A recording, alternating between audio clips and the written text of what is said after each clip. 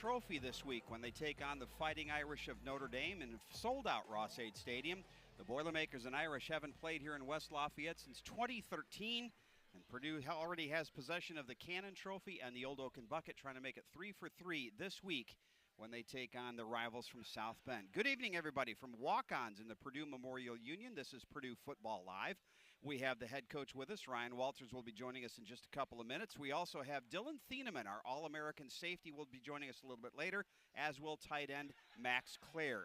You can follow tonight on Purdue Athletics on Facebook and X. If you're on Facebook, please let us know where you're watching. If you have any questions for the coach, let us know. We will have the Purdue Football Live show. And when we come back, this is Purdue Football Live on the Purdue Global Sports Network from Learfield. We Boilermakers show our pride. The key, as we saw the Sycamores make the play, Jeffrey Brown with the sack. Third down and goal. Card with time to throw. He wants the end zone, and he's got Max Klare. It's an opening possession touchdown for the Boilers. Now the shotgun on second down and 10. Card stepping up in the pocket, showing off the wheels, and connects upfield. It's Dilon Morissette with the reception. And so look probably to go to 7. A third down and 7. They'll keep it on the ground, and it's Reggie Love. He's got the first down and more. And the top running game in the Big Ten all of last year, and Reggie Love going to be a pivotal part of that this year. Card on play action, zips it out into the flat. Jerron Tibbs high steps his way into the end zone. And the Purdue Boilermakers with a 2-touchdown lead here second quarter. It's a delay to Maccabee, and he's got all sorts of open field. Maccabee at the 25, plowing over defenders. He's very productive. Loving for him here. Card looks to throw. Card with all day. Going end zone. And he's got a man wide open for the touchdown. Fourth down and 1. It is Reggie Love straight forward, and he'll walk into the end zone. First down and 10. He'll go up top, and he's got a man out there. Leaping grab made. It's Leland Smith again. Is that what you foresaw? He goes, probably didn't see it, but it's what worked out. Great cut. Oh, big cut back. Reggie Love turns on the Jets. Touchdown, Elijah Jackson. Looking to cash in on their 7th touchdown of the day. It's Merriweather on the left side. Puts his head down and has the Purdue touchdown. That was the key, as we saw the Sycamores make the play. Jeffrey Brown with the sack. Third down and goal. We're live at walk-ons in the Purdue Memorial Union, where there's validated parking and kids eat free on Tuesdays. Joined by the head coach, Ryan Walters. And Ryan, let's talk first about the bye week, what you got accomplished. Got some fresh legs. How did you feel these last few days have gone getting ready for the Irish? They've gone well. Our guys have been locked in terms of their preparation, both in film study and their practice habits. Excited to get back out in the field for competition, and especially in front of a sold-out home crowd. I know you had a chance last week when we talked. You had already looked at the Indiana State film. As you looked more and thought more about that game, was there anything else that stood out in that first week against the Sycamores? Nothing more than I've already watched 1,000 times. Just now it's been the focus has been on Notre Dame and what we are trying to accomplish to not let them do what they want to do and take advantage of some of their weaknesses. Well, let's talk a little bit about that Notre Dame team, because I think a lot of people thought that after beating Texas A&M down in College Station in the opener that they'd steamroll in their opening home game, and it wasn't the case. And you watch that game, the Huskies looked at times like they were the better football team. Yeah, I mean that day. Well, obviously that day, right? But yeah, they had a great game plan. They played really hard, and they had some fortune kind of go their way as well, and they were able to take advantage of Notre Dame's mistakes. And when you're playing in a tight ball game, it's who can out execute the other opponent, and Northern obviously did that. You've been on the side of a lot of games where one team is heavily favored over the other. You've probably been on both sides of that.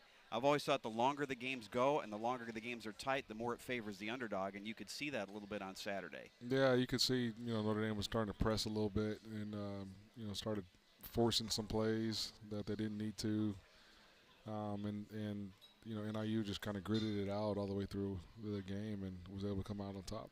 Riley Leonard is a transfer quarterback from Duke. Has not thrown a touchdown pass yet this year, but if you look at his stats, not only this year with the Irish, but his last few seasons, he can run the football, and that's always dangerous when you got a guy that can extend plays and make plays with his legs. Yeah, you know, it's you would much rather play against a statue back there.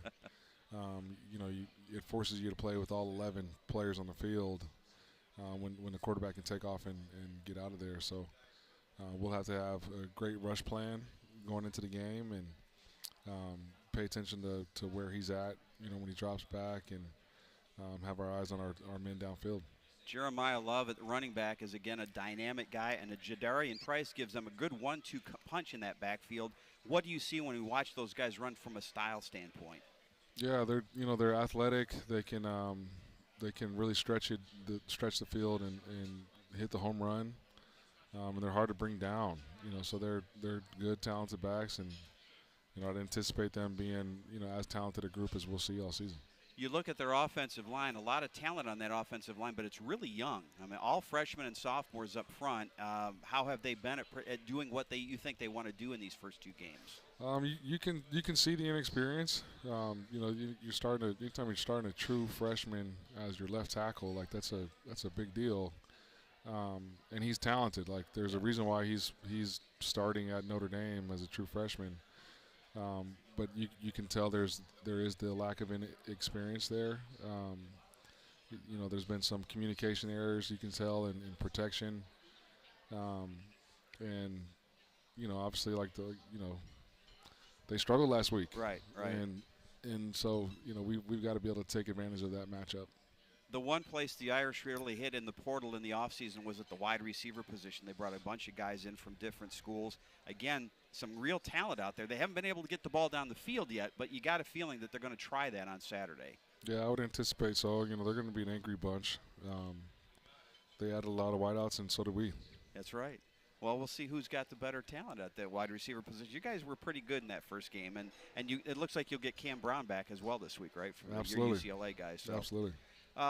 Let's talk about we're going to talk about their defense, because really their defense is their strength of the team. But the other place that they're really dangerous is kick returns. They've got a guy that they brought in from Marshall that has 3 kick return touchdowns already in his career, and anytime he gets the ball in his hands, he's dynamic. Absolutely. It's been a point of emphasis this week, is just we've got to be great in our coverage units. I think Coach Petrelli's done a great job putting a plan together for our guys to go have success. Their field goal kicker had only missed 2 in his entire career at South Carolina. He had 2 field goals blocked last week, including the last one. But again, a guy that really, they get inside the 35-yard line, they're in field goal range. Absolutely. He's got a leg, and he's very, very accurate. All right, we're talking with head coach Ryan Walters. We'll be back with more in just a couple of minutes. This is Purdue Football Live on the Purdue Global Sports Network from Learfield. On 3rd down. There's Brooks in the slot on the hash down to the bottom of your screen. King floats it, looking for Dilon, dangerously thrown, and that is picked off by Thieneman. As the defender was out of bounds. 4th down. So that's how they align every time, and they make their adjustments from there. Here's Hill, and that throw hits right off the face of his receiver, bounces up, and it is intercepted. I guess he was lined up in the perfect spot. Talking about Thieneman. Ball bounces directly to him. He's a terrific tackler. He's a ball hawk. Harburg with the option, takes it, brought down by Thieneman, ball out. Looks like Purdue jumped on it. Who's got it at the bottom of the pile? Purdue does.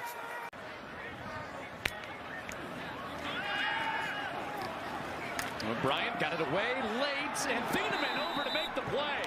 That great range and free safety. Right, Thieneman with the pick. He is the Big Ten leader in sacks even after missing action last week. Sorsby on 3rd down, it's intercepted. Dilon Thieneman nearly makes Sorsby miss and is pushed out of bounds inside the 15-yard line. Not a official yet, but you can book it. Now you're going to see Sorsby under pressure. He's looking to his left. There's 2 receivers in the same place. That is never the right idea. And Dilon Thieneman knows that this is just not the way that they drew it up. There is never a situation where 2 receivers should be that close. Sorsby wishes he had that one back. They got a lot of guys who can rush the quarterback. 3rd down here. Sorsby airs it out for McCulley. Thieneman, another interception.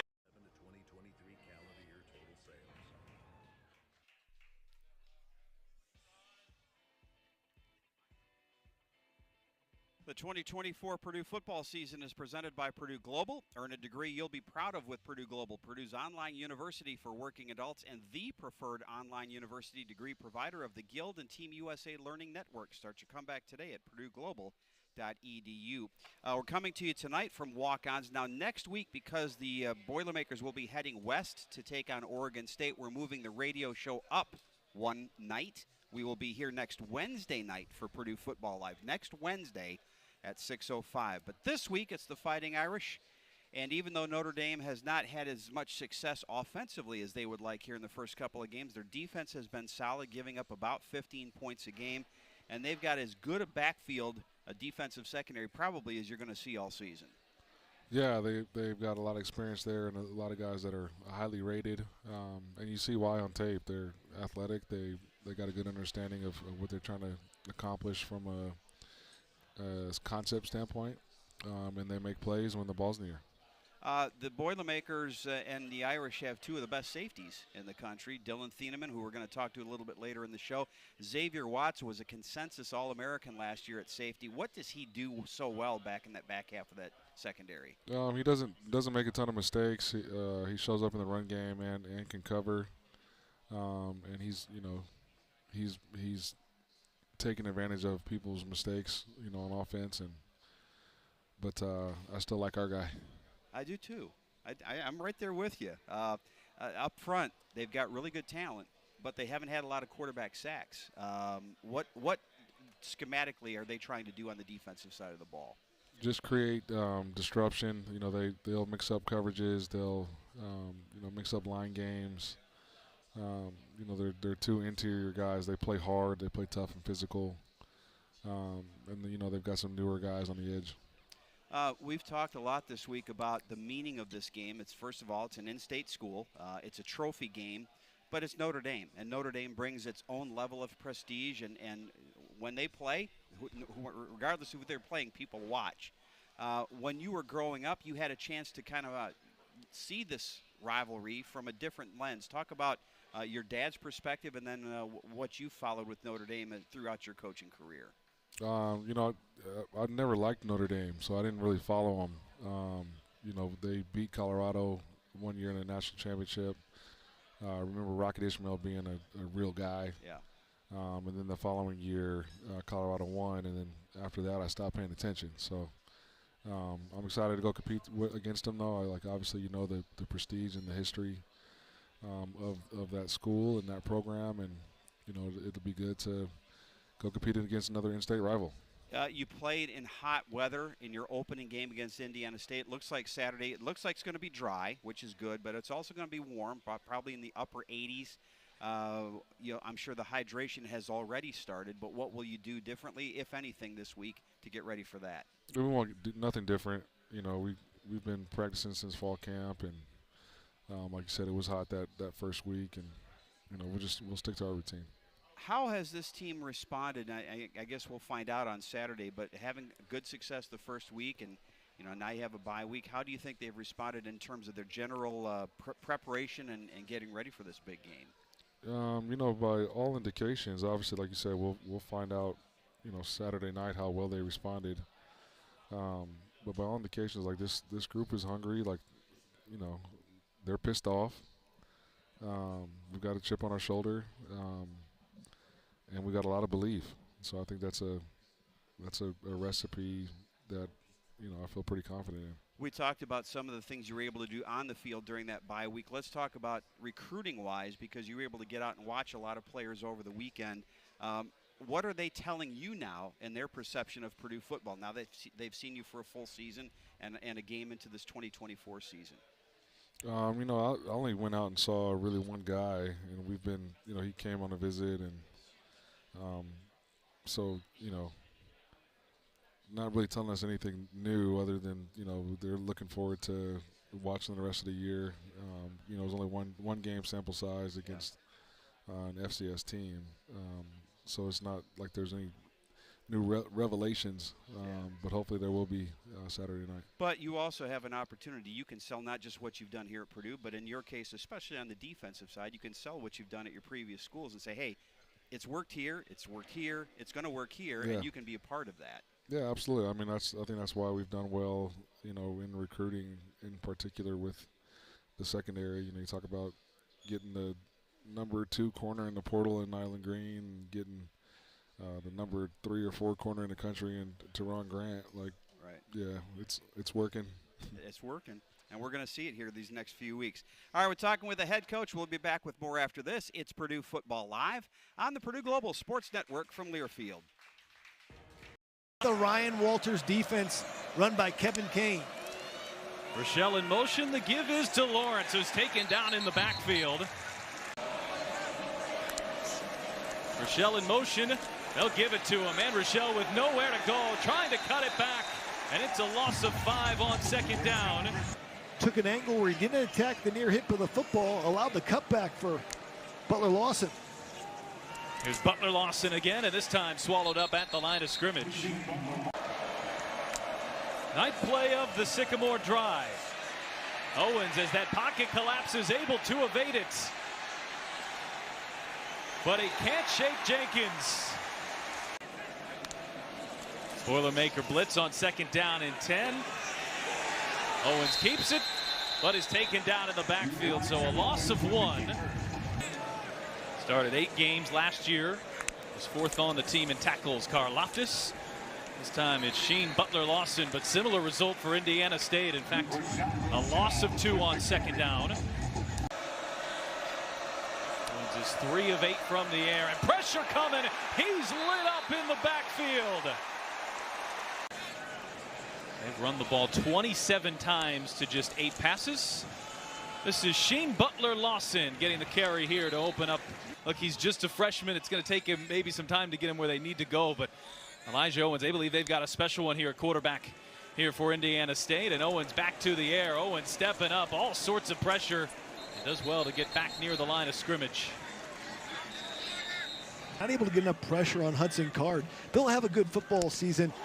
Well, that punt is deflected at the line of scrimmage, and it's going to end up being downed at the 34-yard. Federal, the official credit card for Purdue fans everywhere. Federally insured by NCUA. Welcome back to Purdue Football Live. We're live at Walk-Ons in the Purdue Memorial Union, where there's validated parking and kids eat free on Tuesdays. It's Purdue Notre Dame. 3:30 is the kickoff on Saturday. Our broadcast starts at 2:30. We want everybody to listen, but we do want to also mention that Gary Danielson, a former Boilermaker quarterback and part of the den of Cradle of quarterbacks, den of defensive ends, cradle of quarterbacks here, is going to be on the call this week. So it'll be great to see Gary back in Ross-Ade Stadium. Jason listening to us tonight from Kansas City. We've got Matt, as always, in Syracuse, and Kyle in Warsaw. So keep those comments coming here. Joey Tonona, we got on the field last week. I think we talked a little bit about him, but a great story. I mean, Joey was very severely injured in a car crash. Looked like his football career was over, and now all of a sudden he's back, and I think he's going to be a great contributor to this program before it's all said and done. Absolutely, he already is. You know, he embodies what resiliency looks like, and has been a great teammate since he's walked in the building, and is an uber talented individual. You know, I'm excited for him to get back into the fray of things, and he's done a great job. You know, as you look at the differences from this year to last year, I think one of the differences you talked about is your offensive line in general. It looks more and more like a Big Ten offensive line, and you got a lot more pieces to play with on the chessboard this year. Yeah, you know, you talk about guys like Gus Hartwig and Musa and Marcus Bowe, and then you add, you know, DJ Wingfield and Corey Stewart and Josh Sales and Joey Tanoa, and you know, you still got JG. Like there's depth that we didn't have a year ago. And you're right, it does look different because it is. Corey Stewart was a guy that we didn't see a couple of weeks ago with the injury. It looks like he'll play this week. What are fans going to see with him? He's had a great career at Ball State, first-team MAC offensive tackle, and now wants to see what he can do in the Big Ten. Yeah, you'll see a big left tackle. You know, that's had a lot of experience at playing football at a high level. He's a tough guy, great teammate. And there's a reason why he's a starter, and we're glad to have him back because he's pretty good. Speaking of getting guys back, Joe Anderson back on the defensive line, so that's just another body. And especially if you get a hot day Saturday, you're going to need to rotate those defensive linemen pretty much. Absolutely. You know, he's again another starter that we didn't have a week ago. Excited to get him back and you know, get him playing, and great another guy that's a great teammate. Well, let me ask you about these next two guys we're going to be talking to, starting with Dilon Thieneman, and we could fill a whole show with what he does well. What has you've seen the biggest improvement in him from his freshman year, which was outstanding, here to his sophomore year? Yeah, just his understanding of the game and what we're doing on defense. You know, last year, obviously 106 tackles, 6 picks, and whatever else. Like he balled out. But like you can tell this year he's anticipating instead of reacting. You know, he's understands what the quarterback's operation is. He understands where we're weakest on defense, you know, depending on what the play is called. So his reaction is just a little bit faster. You know, he's obviously a year more mature physically. You know, the sky's the limit for that kid, man. He's an impressive individual, and you know, I think he'll go down as one of the greats to come through here. I wonder, I know you guys have monitors on these guys all the time. Any idea how much he runs? How many miles would he run during a typical football game? We've got all the data. I think the thing that we pay attention to the most is just how fast can you go, and he's fast. All right, the other guy we're going to be talking to is Max Klare, and Max unfortunately had last season cut short with an injury, but we've already seen this season the impact he can have. And man, you get a tight end that can get those big third down catches, it adds a whole different dimension to your offense. No doubt. You know, he can do it all. He can, you know, stack in the box and add value to the run game. He's special in the pass game. Like, he moves like a wideout, but he's 6'4", 245. You know what I mean? So happy as hell that he's healthy, and a member of this team. You know, he's a guy that Hudson really trusts.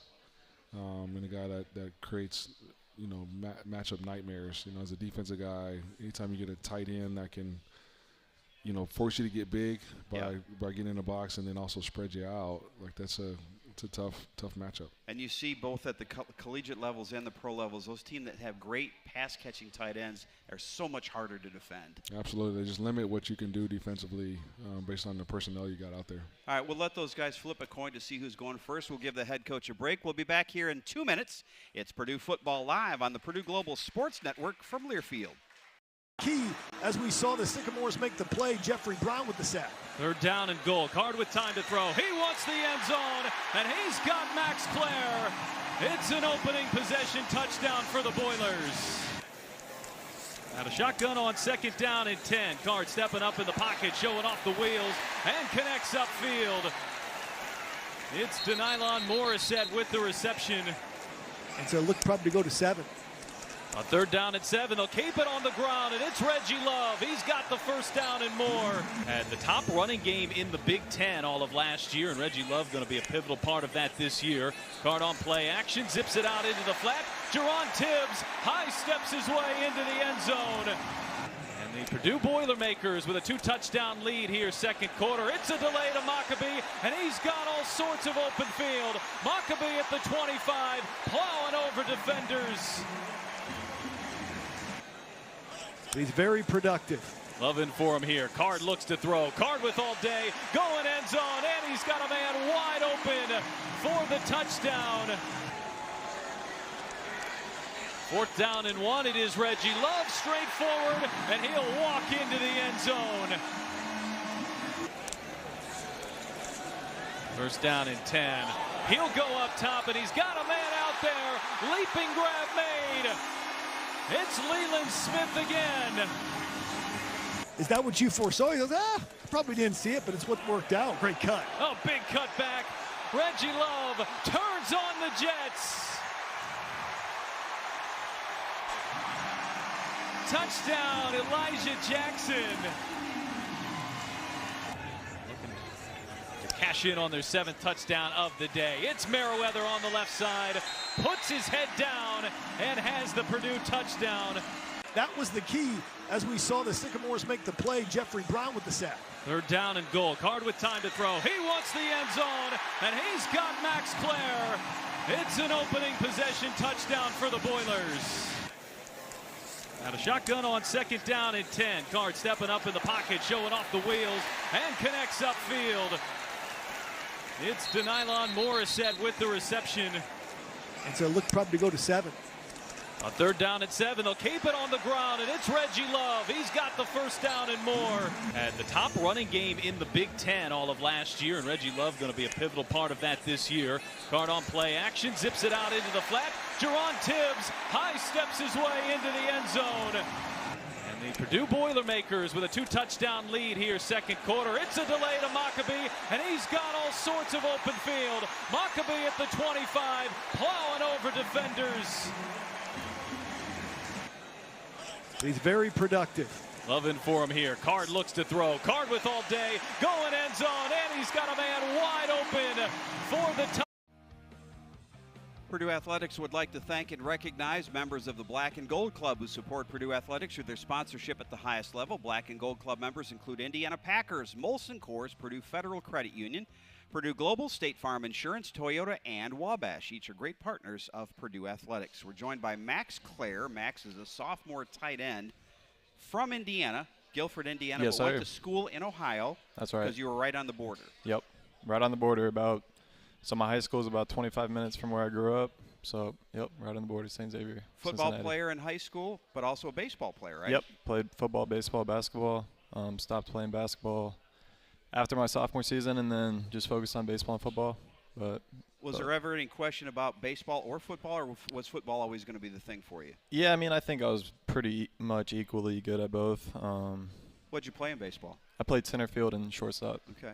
When did the tight end, were you tight end all through high school, or both two-way player? What did you do on that? Yeah, so I started off, I played quarterback my whole life, and then after my sophomore season, moved to tight end, and really fell in love with the position. How does that help you? How does being a former quarterback help you play a different position? Right, it definitely helps. I mean, getting to see the field from the quarterback position and then moving to a different position just helps you with a lot of things, just understanding where the quarterback wants you at a certain time and understanding his perspective on things and how he sees the field. So it's definitely a big help. What drew you from the Cincinnati area up to West Lafayette to become a Boilermaker? Yeah, I think just the distance from home. It's not too far, about 2 hours, 15 minutes. So, and then I also have cousins up here. I had a cousin on the football team, Alex Maxwell. Oh, yeah. And then special teams guy. Yeah, that's right. A beast. He was a beast. And then I also had a cousin on the track and field team who's my age. So just made a lot of sense.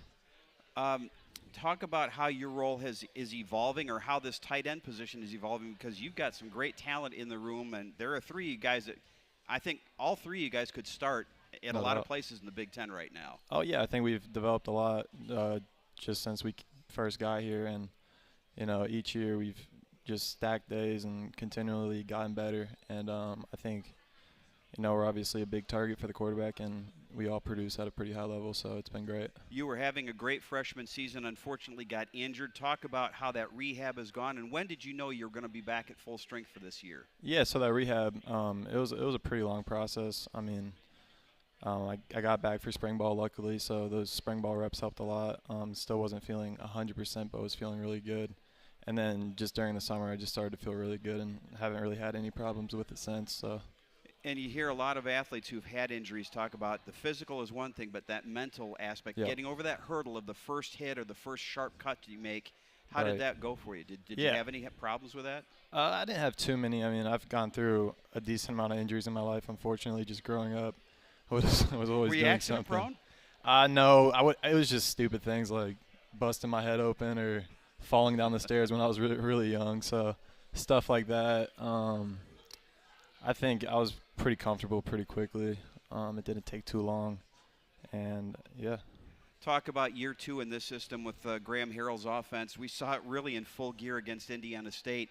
I'm sure Hudson Card had to be like a kid in a candy store trying to figure out which one of you guys to throw the ball to. Right, yeah. It was awesome. I mean, we have a lot of talented players where we can spread it around, and we all play at a pretty high level. And, you know, it's also just fun to go out there and practice every day with them and just go to work with them. Every player has to get up for every game, but you're going to have several marquee games. You're going to have the Ohio States and Penn States, and in this case, Notre Dame. Is it any different in terms of preparation, or do you get any different butterflies before a game like that? For me, nothing really changes. I mean, it's just another game. I prepare the same way as any game. And, you know, I think it's definitely an exciting game, obviously coming off a bye week. Just having that build up towards the game, it's going to be a really great environment, so I'm pretty excited about it. You've had the chance here to play in front of some big crowds at Ross-Ade Stadium. We know with the late afternoon kickoff, fans are going to be pretty excited, and we'll have had the full day to get ready to celebrate. Yeah, that's so right. I would expect it's going to be a little raucous. Oh, yeah, it's going to be awesome. I'm really excited to get out there and see what the fans bring. I know it's going to be good. It is great to see number 86 back on the field catching passes. Good luck this week against Notre Dame. And Appreciate that. Let's get to the end zone a few times. Yes, sir. Let's do it. All right, we're going to talk to Dilon Thieneman next. This is Purdue Football Live on the Purdue Global Sports Network from Learfield.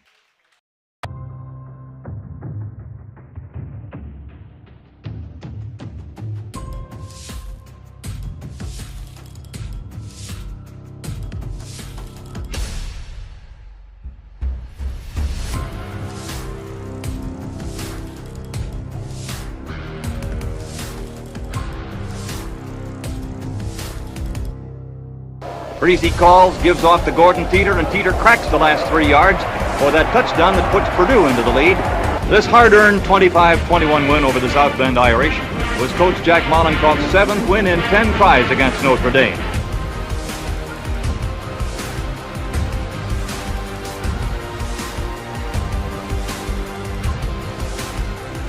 The largest crowd ever to see a football game in the state of Indiana, 70,567. Herman ranked first in Big Ten passing and total offense, completed 14 of 20 passes for 158 yards and 2 touchdowns. Notre Dame has taken its last timeout.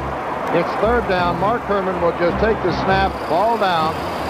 On 3rd down, Notre Dame is unable to stop the clock now from a 20-7 deficit. Take Notre Dame. There it goes. It's out. The final score. Line to throw. He fires. Intercepted. Kevin Sumlin on a nice play. And with the blitz, Johnson does not get to him. The pass going into the end zone. Price makes the catch. Touchdown. Purdue has started the 1984 football season with one of the biggest upsets for Purdue in recent memory. Overload the left. They want to go back to the right. Can Breeze make it? Dives! The corner got it! Drew Brees!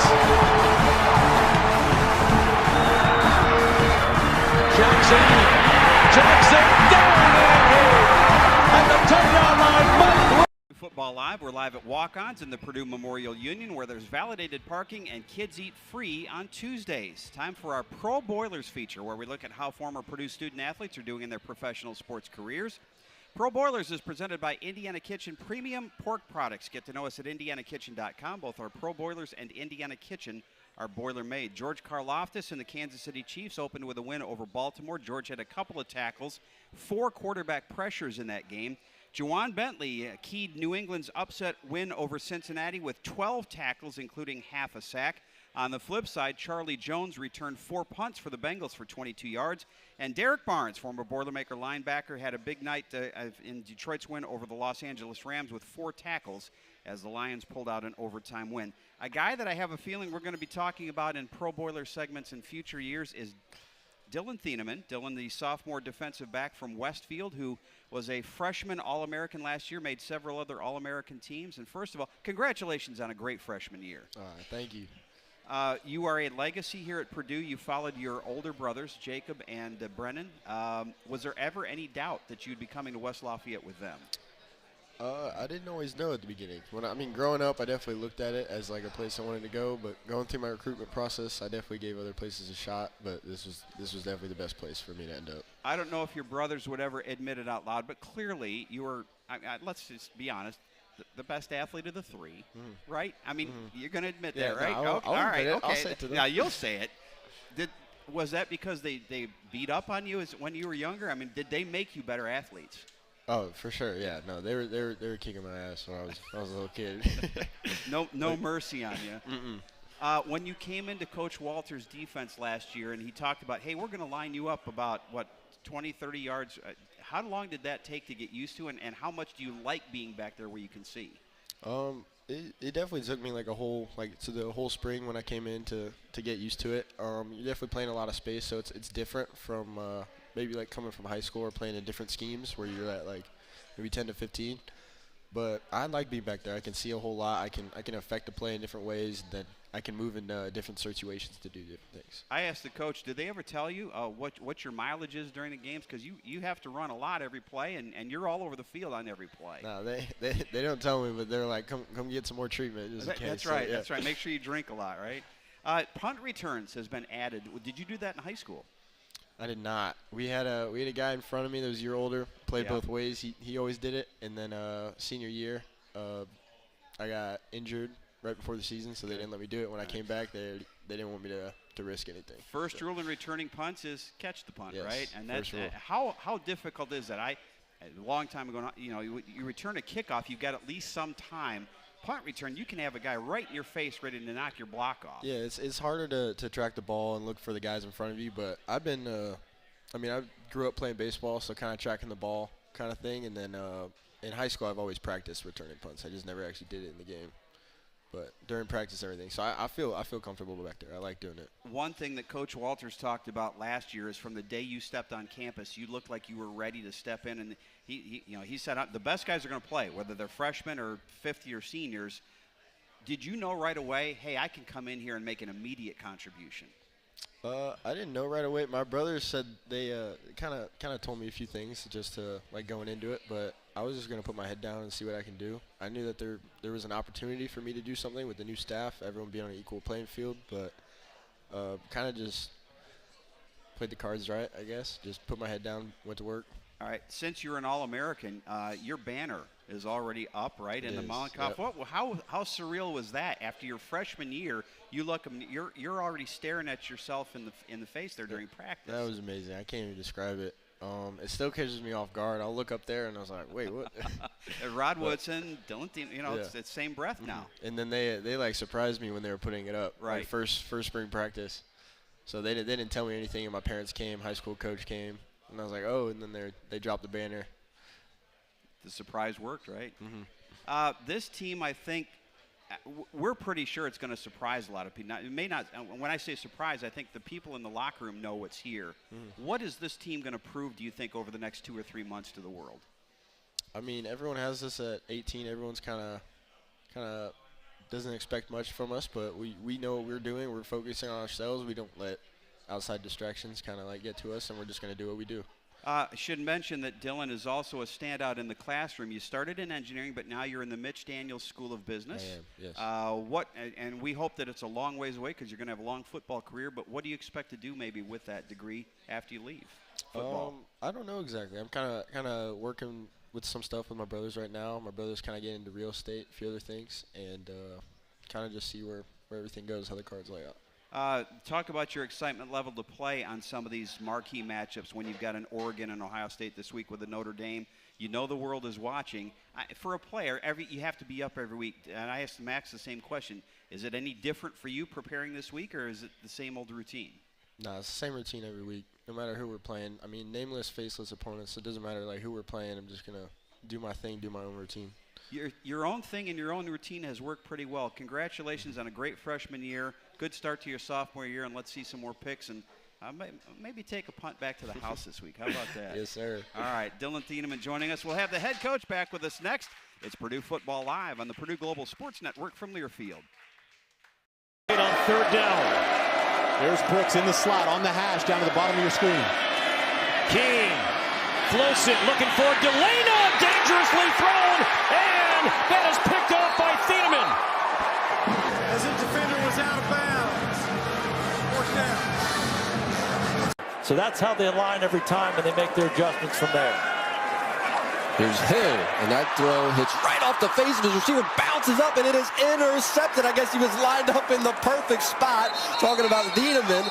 Ball bounces directly to him. He's a terrific tackler. He's a ball hawk. Harburg with the option, takes it, brought down by Thieneman, ball out. Looks like Purdue jumped on it. Who's got it at the bottom of the pile? Purdue does.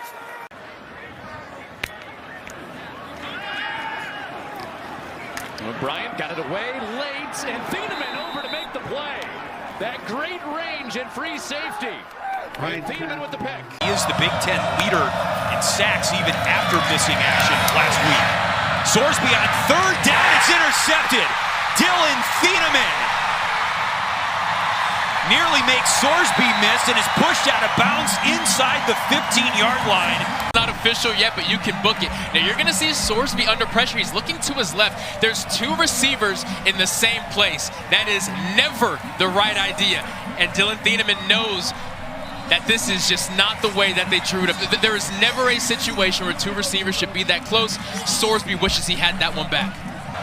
They got a lot of guys who can rush the quarterback. Third down here, Sorsby airs it out for McCulley. Thieneman, another interception.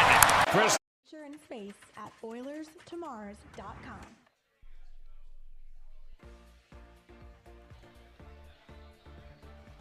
The 2024 Purdue football season is presented by Purdue Global. Earn a degree you'll be proud of with Purdue Global, Purdue's online university for working adults and the preferred online university degree provider of the Guild and Team USA Learning Network. Start your comeback today at purdueglobal.edu. Again, the Boilermakers and the Fighting Irish, 3:30 kickoff, 2:30 airtime on Saturday. You know, a guy that is kind of intriguing to me, Jeffrey Mba, came as a transfer from Auburn. He looks the part. And this year we're starting to see he's playing the part too. What's different about him in year two? He's learned how to play football. You know, he's from France. You know, like you said, big. You know, 6'5" and some change, 314 pounds, strong, can run. He just didn't know how to play football. You know what I mean? And so he's done a great job of really putting in the time and taking coaching, taking criticism. And it's like the light bulb sort of we could see the light bulb sort of coming on in the springtime. And then in fall camp, he again made huge strides. One of my favorite recruiting stories, though, is like, you know, I had him in my office, you know, during his official visit, and it's the exit meeting where I'm trying to close the deal. Right. And so I'm selling the program, selling the vision, and he's sitting in my office looking outside, and I got a view of the stadium. And he's looking at the stadium, and he looks back at me. He goes, "Coach, I see the vision." So I'm like, "Let's go, dude. We got a French player." You know what I mean? So it's funny. He is from. It is France. It's France. It might be a province or a territory of France. But yeah. I assume he speaks French. Yeah, like that's his first language. First language, yeah. When you have a guy like that. And let's take a Kendrick Breedlove, who's played in a couple different spots. Do you have to coach habits out of them that they learned at other places? Like when you bring a freshman in, it's Purdue's system, then that's all they're learning. Yeah, but you're still coaching. Like the habits are technique based. When you're implementing a new scheme, you know that's a different deal. But like how you move, where your eyes are, those are habits. And those can be hard to break. You know, specifically like with freshmen, I think as defensive backs, the thing that they always come into college with, you know, with bad habits is eyes in the backfield looking at a quarterback. You know, high school there's a lot of bad quarterbacks. So yeah, right. Sometimes they throw you the ball. Well, in college they're not throwing you the ball. So the more you see the quarterback throw the football, the more you're going to see it caught. And so getting them used to, you know, driving on the route and finishing the route, confirming it with your eyes, to get you on the right path before you look back. Like those are hard habits to break. And so, you know, it's the same with, you know, sometimes you get transferred guys come in, they're more skilled because they've been coached from like on a professional level instead of coming from high school. You know what I mean? So.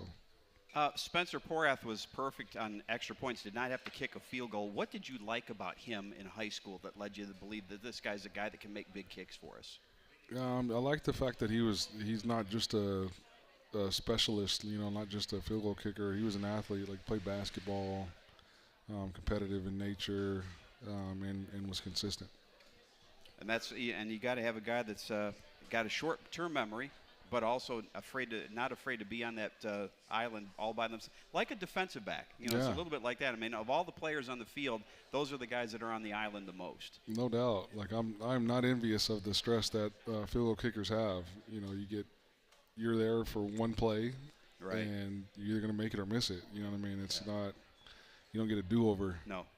And so, you know, I'm glad Spencer's here, and you know, I fully anticipate him having a great career here. All right, we got one more segment, Purdue Football Live, coming up on the Purdue Global Sports Network tonight from Learfield.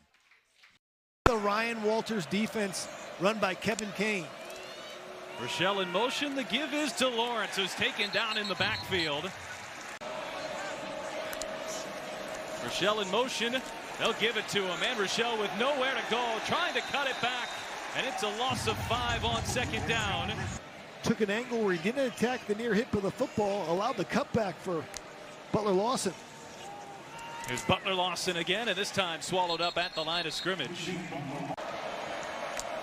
Ninth play of the Sycamore drive. Owens, as that pocket collapses, able to evade it. But he can't shake Jenkins. Boilermaker blitz on second down and 10. Owens keeps it, but is taken down in the backfield, so a loss of 1. Started 8 games last year. Was 4th on the team in tackles. Karlaftis. This time it's Sheen Butler Lawson, but similar result for Indiana State. In fact, a loss of 2 on second down. Owens is 3 of 8 from the air, and pressure coming. He's lit up in the backfield. They've run the ball 27 times to just 8 passes. This is Sheen Butler Lawson getting the carry here to open up. Look, he's just a freshman. It's going to take him maybe some time to get him where they need to go, but Elijah Owens, they believe they've got a special one here at quarterback here for Indiana State, and Owens back to the air. Owens stepping up, all sorts of pressure. He does well to get back near the line of scrimmage. Not able to get enough pressure on Hudson Card. They'll have a good football season. And that punt is deflected at the line of scrimmage. And it's going to end up being downed at the 34-yard line. That's the Ryan Walters defense run by Kevin Kane. Rochelle in motion.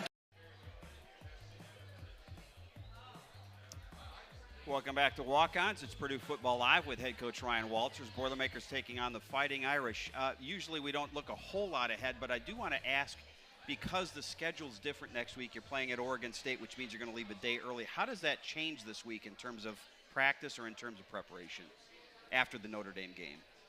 It doesn't change. Doesn't change. It changes when we leave. You know, we'll do the walkthrough instead of doing it at home. We'll do it at in Oregon. But you know, still the same 24 hours in a day. You know, Monday will be the same, Tuesday will be the same, Wednesday will be the same, Thursday will be the same, and then because we practice in the morning. Right. And then we'll just leave in the afternoon. Talk about getting off to a great start. Anytime you've got a big game or a big rivalry game or whatever, I think anytime you play at home in front of a sold-out stadium, you want to get off to a great start. How important is that, and how important is it for your fans? And we know they're going to be in it from the opening kickoff and probably an hour before the opening kickoff. Yeah. Probably about 7 o'clock in the morning before the opening kickoff. Yeah, they need to get part of the breakfast club for sure. Responsibly. No driving now. You can walk around campus. It's an easy walk. But, you know, for us to get off to a fast start, obviously that's ideal. But if it doesn't happen, we need to respond. And I anticipate our guys doing that. But it will be nice to you know, start 3 and out or start it with a touchdown and get the crowd involved early. I know Ross Aid's going to be rocking. Didn't ask you last week, but the running back position where you've got Devin Mockabee, you've got Reggie Love, I mean, two guys that have been starting running backs in the Big Ten. How do you divvy those up? And is it, I'm moving with the hot hand? Do we have a set number of plays for each? Or how do you try to decide who's going to get the ball? Well, you know, with those guys, you want them to be split 50-50. You know, it's a long season. We've got 9 conference games, coupled with Notre Dame and Oregon State, you know, 2 other Power 4 conferences. And so, you know, you got to be able to sort of even out the load, and then from there, like, yeah, whoever's got the hot hand will obviously be featured a little bit more. But I'm fully confident in both of those guys, and those guys know how valuable it is for themselves to have each other. You mentioned in the very beginning we're going to get Cam Brown back. We didn't see Cam last week, 2 weeks ago against Indiana State, but a guy that had success at UCLA has played again on the big stage before. What does he bring to the wide receiver room? A lot of experience, you know, in-game experience, and he's also grew up, you know, his dad is like a Hall of Famer in the NFL, you know what I mean? So, you know, he's a football guy, very savvy, high football IQ. So he adds a lot of wealth of knowledge in that room. You know, it always helps to have great football players, but you start to see guys that are either sons of coaches or sons of guys who played. They understand what it takes, and they know from an early age, and you were the same way. I mean, growing up in a football family, you understand the sacrifices that have to go into it. Absolutely. You know, if I'd have grown up on a farm, right now I'd probably know how to be a farmer, right? So it's the same as you know, coaches' kids or kids of guys that have played. I know you are chomping at the bit to get back on the field. On one hand, the bye week was great to get some bumps and bruises healed, but let's go out and play some football and get back into a routine here this week, and let's go out and get that Shillelagh Trophy back. Oh, I can't wait. I can't wait. All right. Ryan, good luck this week. Boiler up, man. All right. Let's go. All right, the Boilermakers will take on the Fighting Irish again on Saturday, where our broadcast will start at 2:30 with a 3:30 kickoff. And then again, don't forget that we'll be on a day earlier next week with Purdue Football Live, because the Boilermakers will be heading to the West Coast, so they're going to be leaving for Oregon on Thursday. That means that our broadcast will start next Wednesday at 6:05. I want to thank Dilon, Thieneman, and Max Klare for being with us. Our engineer tonight, Wes Scott. Our producer, Hunter Stunkel, and our video by McCarty Cummings and Company.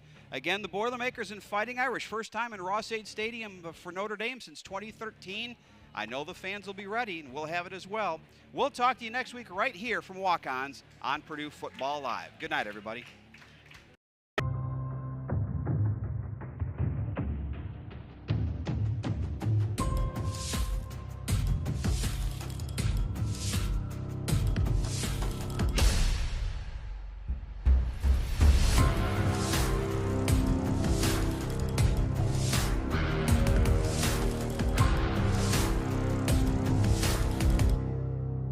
Breezy calls, gives off to Gordon Teeter, and Teeter cracks the last 3 yards for that touchdown that puts Purdue into the lead.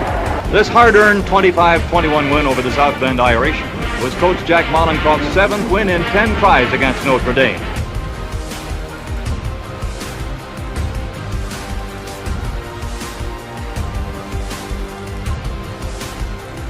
The largest crowd ever to see a football game in the state of Indiana, 70,567. Herman ranked first in Big Ten passing and total offense, completed 14 of 20 passes for 158 yards and 2 touchdowns. Notre Dame is taking its last timeout. It's 3rd down. Mark Herman will just take the snap, ball down.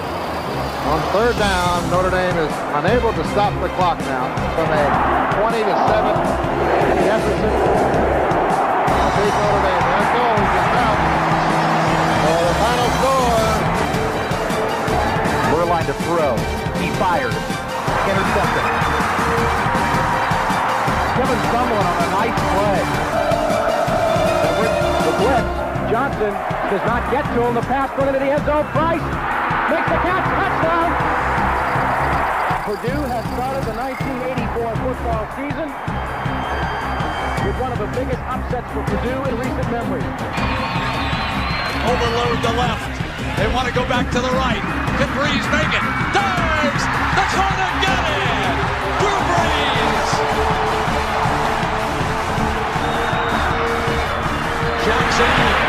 Jackson down and the touchdown line. it's ticking away, Dan. He missed the handoff. Unbelievable. Jackson missed the handoff. And 2 weeks in a row, they're not going to get the last play off. Pandemonium again in West Lafayette. And they're showing blitz again. They back out of the blitz. Toss it downfield. Caught by Stubblefield. Goodbye. Taylor Stubblefield beat Dwight Elliott and waltzes into the end zone. He covers 97 yards. Slowed it down for a while, and they had a 97-yard touchdown pass between those two. Dorian Bryant makes an incredible adjustment in midair, and it's another Purdue touchdown. Curtis Painter put this football in a position for Dorian Bryant, and only Dorian Bryant was going to come up with this reception.